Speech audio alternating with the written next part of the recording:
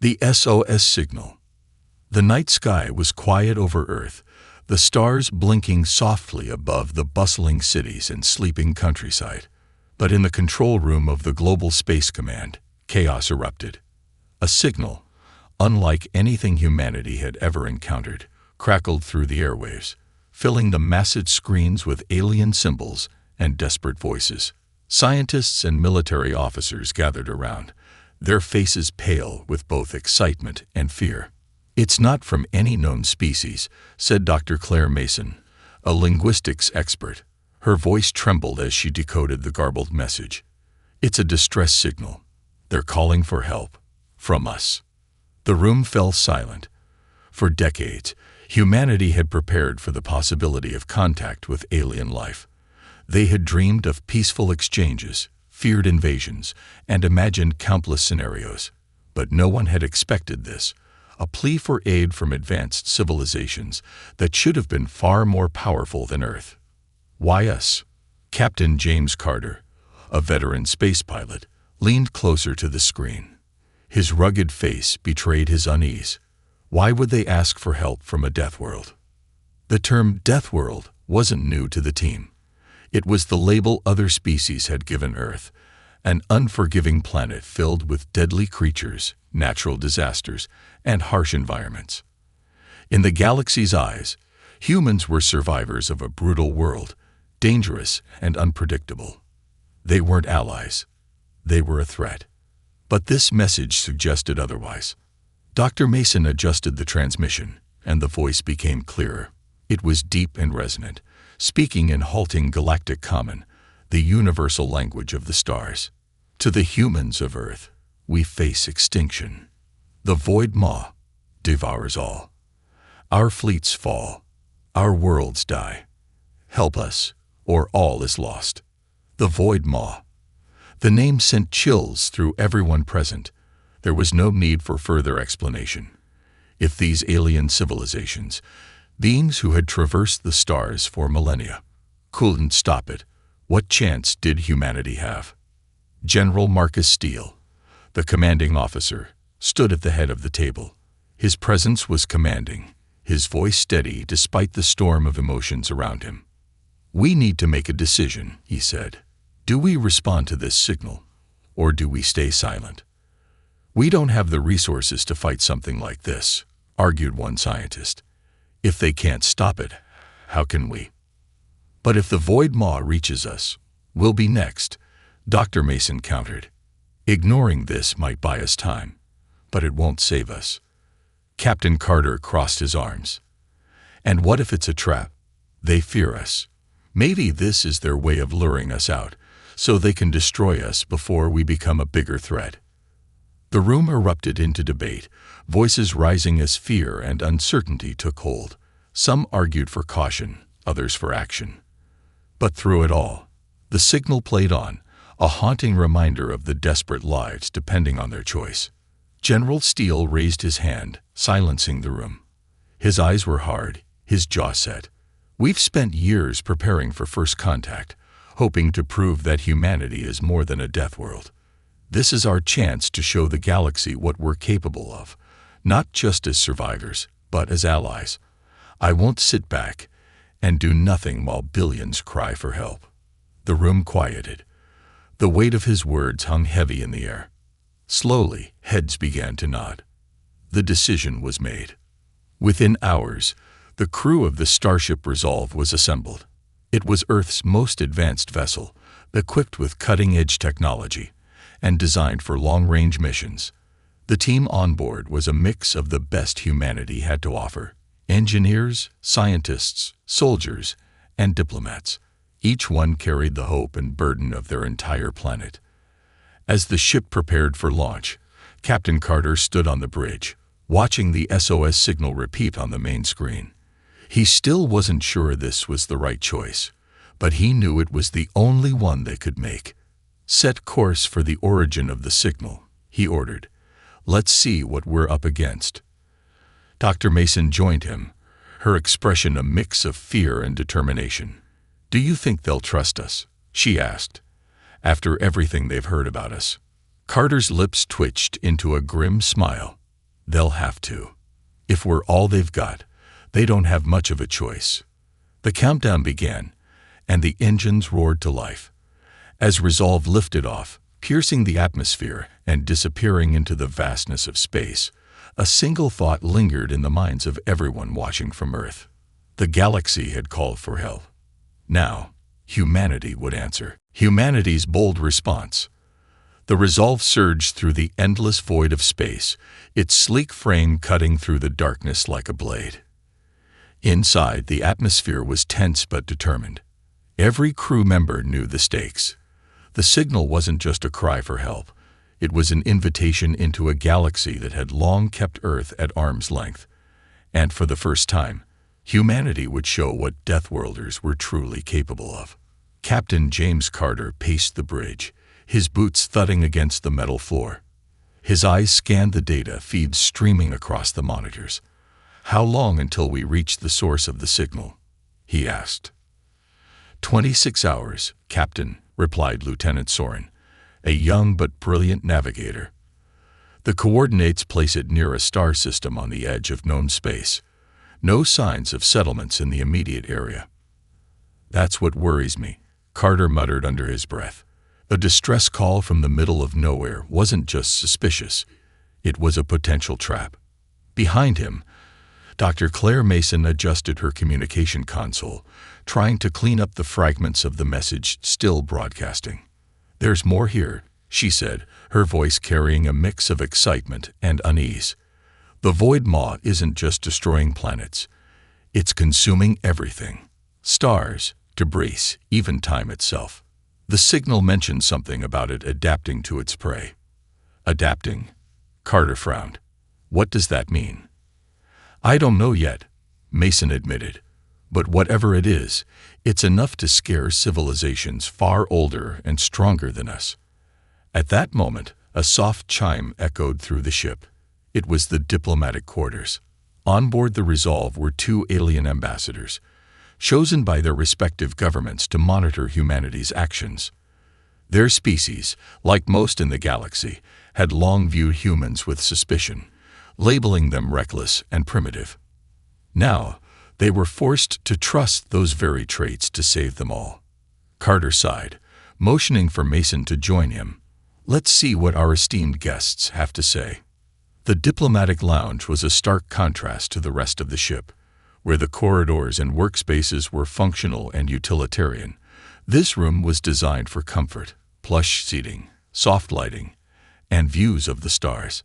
Sitting across from each other were Ambassador Vrel of the Orion Collective, a lithe creature with shimmering blue skin, and Ambassador Therak of the Kragnath Dominion, a towering reptilian with scales like molten metal. "You humans act with haste," Vrel said, her melodic voice carrying a hint of disdain. "You rush into the unknown without fully understanding the consequences." "We don't have the luxury of time," Carter replied evenly.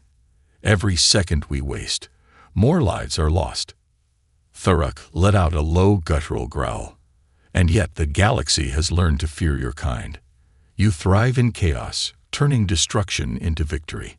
How do we know this isn't another of your schemes to gain power?" Carter clenched his jaw, but held his composure. "If we wanted power, we wouldn't answer a distress call. We'd let the Void Maw wipe you all out and take what's left." The room fell silent, the weight of his words sinking in. Carter didn't apologize. Humans had earned their reputation, but they were here to prove they were more than what the galaxy feared. Dr. Mason broke the tension. "Ambassadors, this isn't about politics or grudges. If we fail, it won't matter who we are or what we've done. The Void Maw will destroy us all." Vrel's glowing eyes softened. "And if you succeed, what then? Will humanity demand a seat at the council, claim your place among the stars?" Carter shrugged. "We'll cross that bridge when we come to it.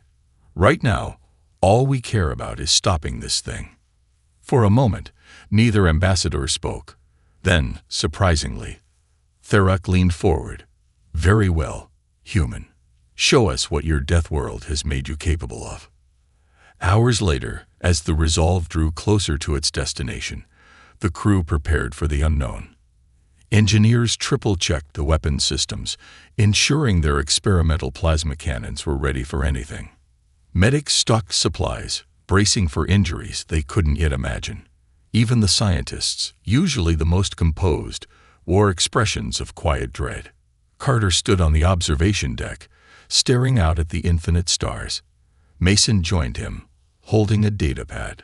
"We're close," she said. "The signal's intensity has increased. Whatever's out there, it's waiting for us." "Good," Carter replied, his voice low. "We're ready." "Are we?" Mason asked, her tone hesitant. "I mean, really ready. This isn't just about surviving. This is about proving to the galaxy that we're more than what they think we are." Carter turned to her, his expression hard but not unkind.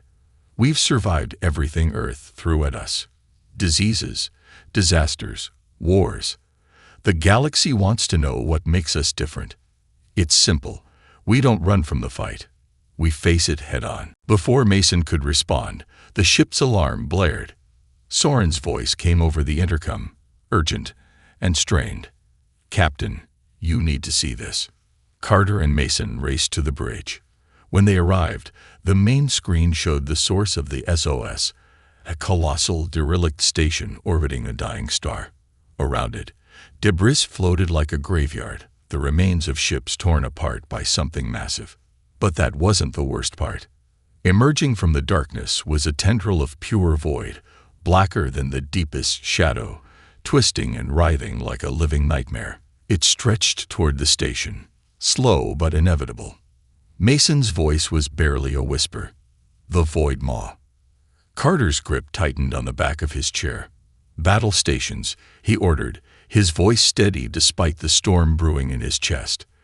"Let's show the galaxy what humans are made of." The first encounter with the Void Maw. The resolve drifted into the eerie silence surrounding the derelict station.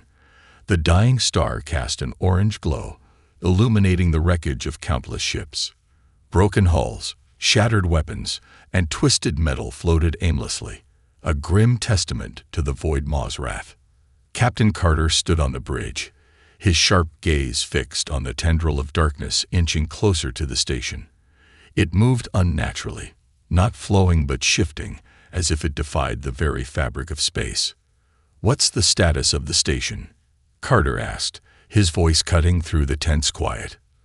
Lieutenant Soren's fingers danced across the controls. "The station's power is minimal, but there are faint life signs. Fewer than a dozen." Dr. Mason leaned closer to her console, her face pale. "I'm picking up faint energy readings. Something's active on that station. It could be what they used to send the SOS. Or it could be a trap," Carter said grimly. "Ambassadors, any insights?" Ambassador Vrel stood at the edge of the bridge, her luminous eyes scanning the data. "This station predates most of the galaxy's known civilizations. It could belong to the precursors, the architects of much of our technology. If they left anything behind, it would be worth any risk."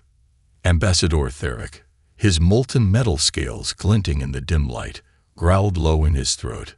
"Your bravery borders on recklessness, human. That thing is not waiting for you to explore. It will destroy you." Carter turned to Theric, his expression unwavering. "Then we'd better move fast." The away team assembled in the ship's docking bay, a mix of soldiers, scientists, and engineers. They wore adaptive armor designed to withstand the harshest conditions, but even that felt inadequate against the threat looming outside. "Stay sharp," Carter said as he pulled on his helmet. "This isn't just about survival. If we make it back, the galaxy needs to know what we're up against." The team boarded the shuttle, and within moments, they were weaving through the debris field. The wreckage seemed to close in around them, the remnants of ships serving as silent witnesses to the carnage. As they approached the station, the shuttle's lights illuminated the structure's intricate designs, massive arches, glowing alien rooms, and technology far beyond humanity's understanding. It was beautiful and terrifying all at once. "We're docking now," the pilot said, her voice steady despite the tension. "Brace yourselves." Inside the station, the air was stale and cold, the faint hum of failing systems the only sound. The team moved cautiously, their flashlights cutting through the darkness. Every step echoed, making the empty halls feel alive. Dr. Mason examined the runes on the walls, her gloved fingers brushing against the smooth surface. These markings, they're similar to the ones in the SOS signal. This station might be where the signal originated. As they advanced, a sudden movement in the shadows made everyone freeze. Weapons were raised, the silence now deafening. "Identify yourself," Carter called out, his voice firm. From the darkness, a figure stumbled forward. It was a humanoid alien, its body gaunt and its eyes wide with fear. "You came," it rasped, collapsing to the floor. Mason rushed to the alien's side, scanning it with her medical device. "It's alive, but barely. Severe malnutrition and stress." The alien's trembling hand gripped Mason's wrist. "The void. It learns. It hungers. You cannot fight it." Before Mason could respond, the station shuddered violently. The team braced themselves as an unearthly roar echoed through the corridors. Not a sound, but a feeling, a deep vibration that resonated in their bones. Outside the station, the Void Maw's tendril had reached the outer hull. It pressed against the structure, and where it touched, the metal corroded instantly, turning to ash. Carter's voice was sharp. "We need to move. Find the source of the SOS and get out of here." The team pushed deeper into the station, guided by Mason's scanner. They reached a massive chamber where a glowing sphere hovered in the center, pulsing with energy. The walls were lined with ancient machinery, much of it sparking and broken. "This must be it," Mason said, her eyes wide. "The core of the station. It's still transmitting the signal." As she worked to stabilize the core, the station shook again, more violently this time. The Void Maw was breaking through. Tendrils of blackness began seeping into the chamber, twisting and writhing like living nightmares.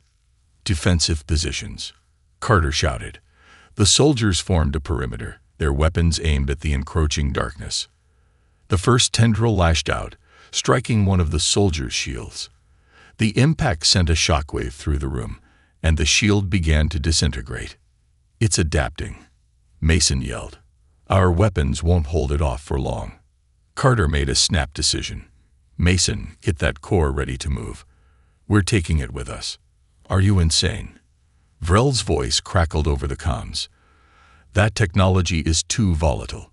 Moving it could destroy us all." "If we leave it, no one survives anyway," Carter shot back. "Get the shuttle ready for extraction." The soldiers fired their weapons, their plasma rounds barely slowing the Void Maw's tendrils. One soldier was grabbed, his screams cutting off as he was pulled into the darkness.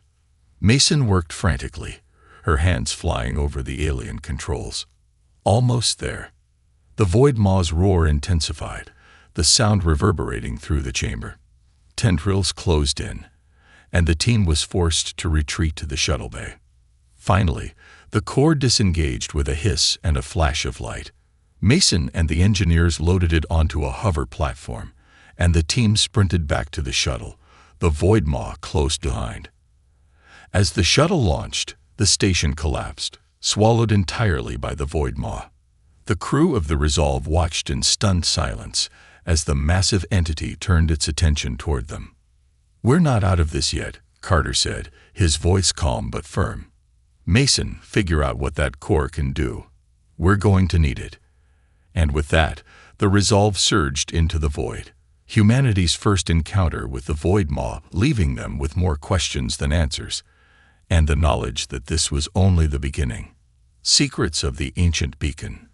The Resolve sped through the void, its engines burning bright as the Void Maw loomed in the distance, its tendrils retreating momentarily, but never far behind. Inside the ship, the tension was palpable. The alien core hummed with unstable energy in the engineering bay, drawing every curious glance and anxious whisper. Captain Carter stood in the war room, a holographic map of the derelict station flickering before him. That thing wasn't just a distress signal, he said, pointing at the glowing core in the corner of the room. "It's a weapon, or at least part of one." Ambassador Vrel leaned against the wall, her blue skin shimmering faintly under the soft lights. "A weapon left by the precursors," she corrected. "If the myths are true, their creations are as dangerous as the threats they were designed to stop." "It doesn't matter who built it," Carter replied sharply. "What matters is whether it can stop the Void Maw." Dr. Claire Mason was bent over a console, her brow furrowed in concentration. "This thing is ancient," she muttered. "The technology is far beyond anything we've seen. It's not just a weapon. It's an interface. It's trying to communicate." Therak, the hulking Kragnath ambassador, let out a low growl. "Communicate with what?" "The precursors are gone." Mason turned to him, her eyes wide with realization. "No, not all of them." The ship's main deck became a hive of activity as Mason worked to decode the signals emanating from the core. Strange symbols flashed across the monitors, and a low, rhythmic pulse filled the air, a language neither human nor alien, but something far older. "This isn't just a distress beacon," Mason explained to the assembled crew. "It's a map. The signal isn't random. It's guiding us to a specific location." Lieutenant Soren leaned forward, studying the map. "That location is in the dead zone. No ships go there. It's a graveyard." "That's probably why the precursors hid it there," Mason replied. "If there's anything left of their civilization, it would be in a place no one dares to explore." Ambassador Vrel's voice was quiet but firm. "If this Void Maw is truly what we fear, then the precursors' weapons are our only hope. But entering the dead zone, it's suicide." Carter straightened, his eyes locked on the map. "We've already stepped into the unknown. If this map gives us a chance to stop that thing, then we take it." The journey to the dead zone was fraught with unease. The crew whispered of ghost ships and unexplainable phenomena said to haunt the area. As they approached, the stars seemed to dim, and the ship's sensors struggled to function. The darkness outside felt alive, pressing against the hull like an unseen predator. "We're entering the dead zone," Soren reported. "Energy readings are unstable, but there's something massive ahead." A resolve broke through the blackness to find an enormous structure floating in the void. It was unlike anything they had ever seen, an impossibly vast construct of metal and crystal, glowing faintly with an inner light. The core in the engineering bay pulsed in sync with the structure, as if recognizing its long-lost home. "This is it," Mason whispered. "The precursor beacon." The Resolve docked with the structure, its crew venturing cautiously into its depths. Inside, the architecture was breathtaking. Towering pillars of light, intricate carvings that seemed to shift and move, and an air of ancient purpose. As the team moved deeper, the core began to glow brighter, guiding them to a central chamber. There, a massive obelisk rose from the floor, covered in glowing runes. The air hummed with energy. Mason approached the obelisk, her scanner struggling to keep up. "This isn't just a weapon. It's a repository, a database of everything the precursors knew about the Void Maw." She placed the core into a slot at the base of the obelisk, and the room erupted in light. Holograms of star systems, alien species, and ancient battles filled the space, playing out like a vivid memory. One image froze the team in their tracks. The Void Maw. It was larger, more menacing than they had imagined, its tendrils stretching across entire galaxies. A voice, deep, resonant, and ancient, spoke in their minds. "We are the precursors. You have found our final bastion." The Void Maw was born of our arrogance, a creation meant to harness the power of the void itself. It was meant to be controlled, but it turned on us. It devours all. The voice paused as if considering them. "You are Deathworlders. Your resilience is your strength, but strength alone will not save you. Activate the weapon, and you may stop the Maw. But beware, the cost may be greater than you can bear." The hologram shifted to show the weapon in action, a cascade of light obliterating everything in its path, including entire star systems. The crew exchanged uneasy glances. Mason's voice was barely audible. "It's not just a weapon. It's a reset. It will destroy the Void Maw and anything in its reach." Carter stepped forward, his jaw clenched. "Can it be contained?" A smaller blast. The hologram responded as if it could hear him. "Uncertain. Your technology may amplify or diminish the effect. The choice is yours." As the team prepared to leave with the weapon's blueprints, the Void Maw stirred outside the structure. Tendrils of darkness slithered toward the beacon, testing its defenses. The ship's alarms blared. "It's found us," Soren called over the comms. "We need to leave now." Carter's voice cut through the chaos. "Get to the ship. We've got what we came for." As they fled, the Void Maw attacked, its tendrils lashing against the ancient structure. Lights flickered, and the walls began to crack. The Resolve blasted free just as the beacon's defenses activated, holding the Void Maw at bay. For now. Back on board, Carter stood in the war room, staring at the glowing core. "We've got the weapon," he said, "but now we have a choice. Use it and risk everything, or find another way." The room was silent as the crew absorbed the gravity of their situation. The galaxy's fate rested in their hands, and there was no turning back. Trust and betrayal. The Resolve surged away from the beacon, its engines straining to put distance between the ship and the Void Maw. But the crew knew it was only a matter of time before the relentless entity pursued them again. Inside the war room, tension simmered as Captain Carter addressed the senior crew and their alien ambassadors. "We have the plans for the weapon," Carter began, his tone commanding. "But activating it will come at a cost, one we need to weigh carefully. I won't make this decision alone." Ambassador Vrel spoke first, her voice measured but laced with unease. "The galaxy has already paid dearly for underestimating the Void Maw. If this weapon is our only chance, we must use it, no matter the price." Ambassador Therak growled low in his throat, his molten scales shimmering ominously. Spoken like a diplomat who has never seen a star system turn to ash. "You humans play with fire, but this is annihilation. If the weapon destroys our people along with the Maw, what victory is that?" Carter sighed, pinching the bridge of his nose. "It's not just about the weapon. We need to find a way to deliver it without wiping out innocent lives. The Void Maw adapts. If we fail, there won't be a second chance." The room fell silent, the weight of the decision pressing down on everyone. But amid the uneasy calm, no one noticed the subtle glances exchanged between Therak and a Kragneth engineer standing at the back of the room. Hours later, in the engineering bay, Dr. Claire Mason worked tirelessly with her team to analyze the weapon's blueprints. The ancient precursor technology was unlike anything they had ever seen, vastly complex yet eerily intuitive. As she adjusted the power core, she couldn't shake the feeling that something wasn't right. Her suspicions were confirmed when she noticed a Kragneth engineer lingering near the console, his claws hovering over the controls. "Can I help you?" she asked, her voice calm but sharp.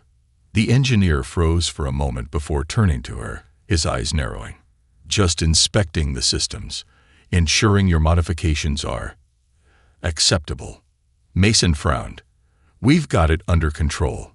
You're not assigned to this station." The engineer didn't respond. Instead, he suddenly lunged, slamming his fist into the console and triggering an overload. Sparks flew as Mason hit the emergency shoot-off, narrowly preventing a catastrophic explosion. "What the hell are you doing?" she shouted, grabbing her comm device. "Security, report to engineering now." Before the guards arrived, the engineer snarled and bolted, disappearing into the ship's labyrinthine corridors. Mason's heart raced as she realized the implications. It's sabotage. In the war room, Carter's face darkened as Mason explained the incident. Ambassador Therak stood nearby, his imposing frame radiating tension. "Do you know what this means?" Carter asked, his voice low and dangerous.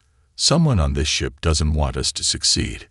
Therak crossed his arms, his molten metal scales rippling with agitation. "Do not look at me, human. I warned you about the dangers of this weapon. If someone acted to stop you, perhaps they were protecting the galaxy from your recklessness." Carter stepped forward, his eyes blazing. "Protecting the galaxy, or protecting their own interests, if this is your doing." "Enough," Vrel interjected, her melodic voice cutting through the tension. "Accusations won't save us. We need answers." Mason nodded. The engineer was Kragnath, but that doesn't mean Theric ordered this. We need to find out who else might be working against us, and fast. The Resolve's security team launched an immediate investigation, combing through surveillance footage and crew records. What they uncovered was chilling. The Kragnath engineer wasn't acting alone. He had received encrypted instructions from a hidden transmitter aboard the ship. As the team traced the signal, Carter gathered his senior officers. "This isn't just sabotage. Someone on this ship is feeding our position to the Void Maw." The realization hit like a thunderclap. The Void Maw had been tracking them too precisely. It wasn't just adapting, it was being guided. In the dead of night, Mason and Soren worked tirelessly to isolate the transmitter. They finally pinpointed its location deep within the ship's maintenance deck. Carter led a small team to investigate, his pulse pounding as they approached the concealed device. What they found shocked them. The transmitter was surrounded by Kragnath markings, but its design was distinctly alien, too advanced for even the Kragnath Dominion. As Carter examined the device, Ambassador Theric arrived, flanked by 2 guards. "This is not Kragnath technology," Theric growled, his molten eyes narrowing. "But someone has used it to frame us."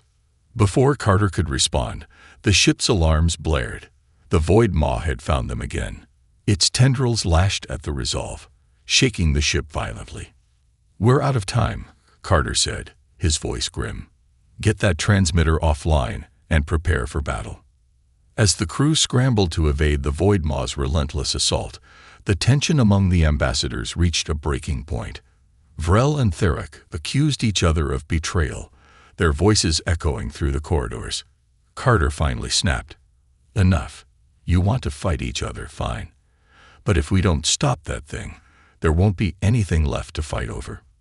The ship shuddered again, and Mason's voice crackled over the comms.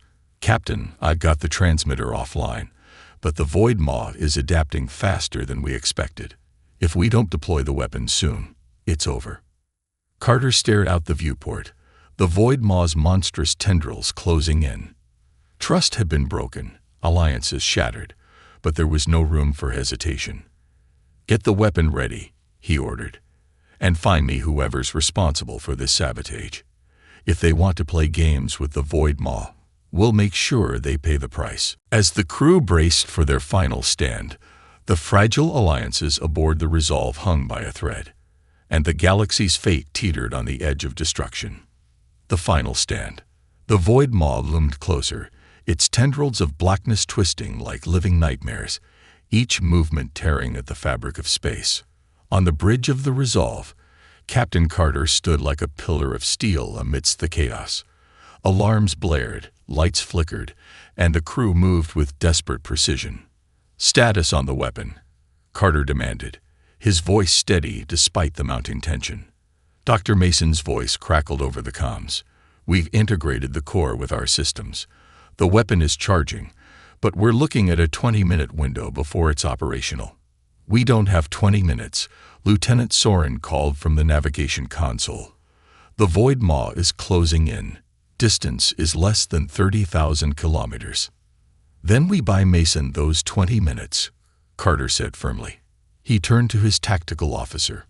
"Prepare the ship's plasma cannons and deploy the decoy drones. Keep it distracted." The Resolve surged into action. Drones fired from the ship, zipping toward the Void Maw in erratic patterns. Each one emitted bright flashes and bursts of energy, designed to mimic the ship's signal. For a moment, the Maw hesitated, its tendrils pausing as if evaluating this new threat. The respite was brief. The Void Maw lashed out, obliterating the decoys in seconds. Its focus returned to the Resolve, the massive entity closing in like a predator savoring its prey. On the engineering deck, Mason worked with her team to stabilize the weapon. The precursor technology pulsed with energy, the alien symbols glowing brighter as the system activated. "This thing wasn't designed for human hands," Mason muttered. "It's like trying to defuse a bomb while it's being built." Ambassador Vril stood nearby, her luminous blue skin glowing faintly in the flickering light. "You humans thrive on chaos," she said. "If anyone can make this work, it's you." Mason glanced at her, not exactly comforting, but I'll take it. Back on the bridge, Carter monitored the Void Maw's movements. "Tactical, fire plasma cannons on my mark." The officer nodded, fingers hovering over the controls. "Cannons locked and ready, sir." "Fire." Twin beams of searing energy shot from the Resolve, slamming into the Void Maw's advancing tendrils. The creature recoiled, a guttural roar vibrating through the ship. For a brief moment, hope flickered. "It's working," Soren shouted. "We're slowing it down." But the victory was short-lived. The Void Maw's tendrils darkened, absorbing the plasma energy. Within seconds, it adapted, its form growing larger, more menacing. Carter's fists clenched. "It's learning faster than we can counter it. We need that weapon online." In engineering, Mason's team reached the final stage of activation. The weapon's core began to spin, a cascade of light and energy filling the room. A holographic interface appeared, displaying a countdown timer, 10 minutes remaining. But as the weapon powered up, the ship's systems began to strain. Lights flickered, and the engines groaned under the load. "We're overloading the power grid," an engineer shouted. "We'll lose propulsion if we keep this up." Mason cursed under her breath. "Reroute non-essential systems. Keep the engines running at all costs." Suddenly, a shrill alarm blared, and Mason's console displayed an urgent warning. "Oh no." "What is it?" Vril asked, her voice tense. "The Void Maw isn't just attacking us. It's infiltrating our systems," Mason replied. "It's trying to shut us down from the inside." Carter's voice came over the comms. "Mason, what's happening down there?" "It's the Void Maw," Mason said, her hands flying across the controls. "It's adapting faster than we thought. If it gets control of our systems, we're done." "Can you stop it?" Carter asked. "I'm trying," Mason replied. "But if I can't?" She didn't finish the sentence. Everyone knew what it meant. On the bridge, Carter made a decision. "Soren, take us into the debris field." Soren's eyes widened. "Sir, that's suicide. The wreckage will tear us apart." "Not if we play it right," Carter said. "The debris field will slow the Void Maw down. Give us more time." The Resolve banked hard, plunging into the field of twisted metal and shattered ships. The crew held their breath as the ship weaved through the wreckage, its shields flaring against stray impacts. The Void Maw followed, its tendrils smashing through the debris with terrifying ease. But the smaller fragments slowed its movements, buying the Resolve precious seconds. In engineering, the countdown hit 5 minutes. Mason wiped sweat from her brow, her fingers moving faster than ever. Almost there. Suddenly, the sabotage became apparent. The Kragnath engineers' earlier tampering had left hidden subroutines in the system, threatening to destabilize the weapon's power core. Ambassador Theric stepped forward. "Let me help," he said. Mason hesitated. "Why should I trust you?" "Because if I wanted you dead, I wouldn't be standing here," Theric growled. "I know Kragnath systems. I can undo the damage." Reluctantly, Mason nodded. "Fine. But if you try anything—" "I know," Theric interrupted. "Just keep the weapon stable." With seconds to spare, the weapon reached full power. Mason's voice came over the comms. "Captain, the weapon is online. We're ready to fire." Carter's gaze locked onto the Void Maw, now mere kilometers away. "Tactical, target the core of that thing." "Mason, how much of a blast radius are we looking at?" "Enough to take out the Void Maw. And us, if we're not clear in time," Mason replied. "Understood," Carter said. Soren, prepare for emergency evacuation. Everyone, brace yourselves. The weapon charge, a blinding sphere of energy building at the ship's stern. As the countdown reached 0, the resolve unleashed the full fury of the precursor weapon. The void maw writhed and roared as the blast struck its core.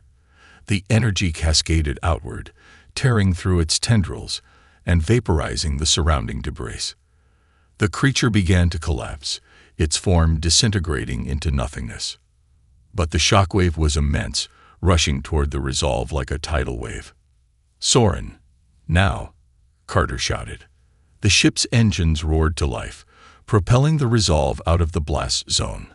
The crew held their breath as the ship skimmed the edge of the explosion, narrowly escaping the destructive force. When the light faded, the void maw was gone, and silence filled the void. On the bridge, Carter slumped into his chair, exhaustion etched on his face. "Status." Mason's voice came over the comms, shaky but triumphant. "Weapon discharged successfully. The void maw, it's gone." A cheer erupted among the crew, relief washing over them like a wave. But as Carter stared out at the now empty void, he couldn't shake the feeling that their battle had only just begun. Somewhere, in the dark corners of the galaxy, other dangers lurked, and humanity would have to face them, together. A new alliance. The resolve floated silently in space, its hull scared but intact. The void maw was gone, its monstrous form obliterated by the precursor weapon. Inside the ship, the atmosphere was a mix of relief and exhaustion.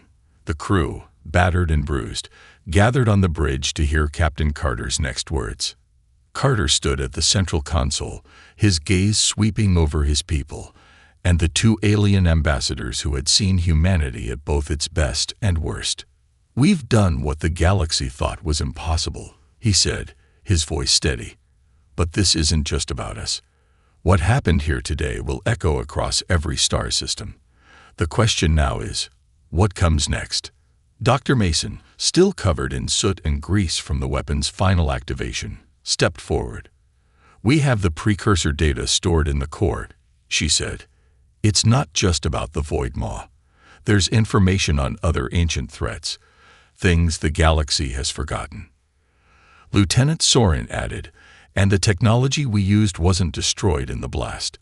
It's damaged, but it can be rebuilt." Ambassador Vrel, her glowing eyes fixed on Carter, spoke with a newfound respect. "You've proven something today, Captain. Humanity is not the reckless, dangerous species we once believed. You are necessary." Ambassador Therak let out a low growl, but it lacked his usual hostility. "You are Deathworlders, resilient, resourceful, and infuriating. But perhaps that is what the galaxy needs." Carter's jaw tightened. He had spent his career fighting to show the galaxy that humanity was more than its brutal reputation. Now, with the void maw gone, they had earned a place at the table, but it came with a price. The ship docked at a nearby neutral station, where representatives from major galactic factions awaited news of the mission. The station buzzed with activity as news of the void maw's destruction spread like wildfire. As Carter, Mason, and the ambassadors entered the Central Council chamber, they were met with a mix of awe and suspicion. The room was filled with alien leaders, some familiar, others entirely alien in form, their faces unreadable but their postures tense. The High Speaker, an ancient being with a crystalline form that shimmered like starlight, addressed them. "Captain Carter of Earth, we have received your transmission. Is it true? The void maw is no more." Carter nodded. "It's gone. The precursor weapon worked. But we need to talk about what we found, because the void maw wasn't the only threat out there." The chamber erupted in murmurs. The galaxy's most powerful leaders were not used to being told there were greater dangers lurking. Vrel stepped forward, her voice calm but commanding. "I was there. The precursors left warnings of other cosmic threats. Humanity's role in this battle proves they are not just survivors, they are protectors." Therak growled but nodded reluctantly. "They are also unpredictable. That is their strength, but it is also their danger. If we welcome them into the council, we must do so with caution. The High Speaker's crystalline form shimmered as it considered the ambassador's words. Humanity has long been feared for its origins. Earth, the death world, bred a species unlike any other. A species that thrives where others would perish. Today, that strength has saved countless lives. The speaker turned its gaze to Carter. Humanity, you now stand on the threshold of galactic unity. Will you join us as allies, with the understanding that your power is a double-edged blade? Carter stepped forward, his voice steady but filled with resolve. We didn't come here to conquer. We came here to survive. If the galaxy is willing to work with us, we'll do the same. But make no mistake, if threats like the Void Maw resurface, humanity won't wait for permission to act. The chamber fell silent, the weight of his words settling over the council. Slowly, one by one, the alien leaders nodded in agreement. Back on the Resolve, the crew celebrated quietly, their victory tempered by the knowledge of the challenges ahead. Mason sat with Soren in the observation lounge, watching the stars drift by. Do you think they'll really trust us? Soren asked, his voice soft. Mason smiled faintly. Trust is earned. We've taken the first step, but it's going to take a lot more to change how they see us. And if we can't? Soren asked. Mason's gaze hardened. Then we keep doing what we've always done. We survive. Carter stood alone on the bridge, staring out at the void. The precursor core pulsed softly on a nearby console, a reminder of the secrets it held. Humanity had stepped into a larger galaxy, one filled with wonders and dangers they couldn't yet comprehend. As the stars glittered before him, Carter clenched his fists. The galaxy had called for help, and humanity had answered. Now, they were no longer just Deathworlders. They were protectors, allies, and perhaps one day, leaders. Set a course for Earth, Carter ordered. Let's show them what we've brought back. The Resolve turned toward the distant blue planet, its engines igniting with purpose. Humanity's place among the stars was no longer a question. It was a promise.